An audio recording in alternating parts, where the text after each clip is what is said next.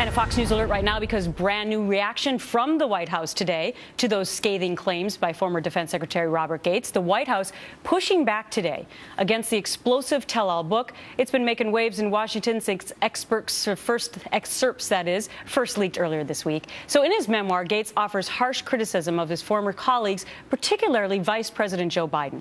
White House going into defense mode. Jay Carney fielding questions about it again at today's daily briefing. Chief White House correspondent Ed Henry just out of that briefing. All right, what did he say today?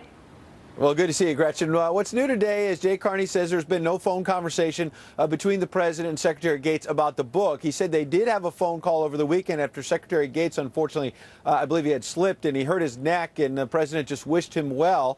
Perhaps knew the book was coming out, but Jay said he had no readout on whether they discussed the details of all of this. They clearly want to turn the page because what's really new today is that Speaker John Boehner is pivoting sort of off of this book and the allegations about the president's leadership that come out of the book, and specifically jumping on all of these headlines coming out of Iraq, new round of violence, just spiraling out of control. Speaker John Boehner, tough talk today, charging that the president is now indifferent to what's happening in Iraq, is losing the security gains that America had fought for so hard and long for. He also, Speaker Boehner, said that the president had outsourced, in his words, Iraqi policy to Vice President Biden. Jay Carney got a question about that and pushed back on Boehner. Take a listen.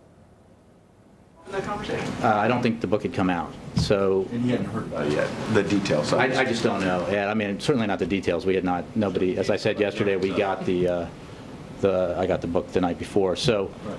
But we had seen some reports, the early reports about it. But again, his view is the one I repeated several times yesterday and just repeated again. But I don't know. I don't know that they have. I don't believe they have talked in the last few days since they talked last, and I'm not sure when they'll talk again.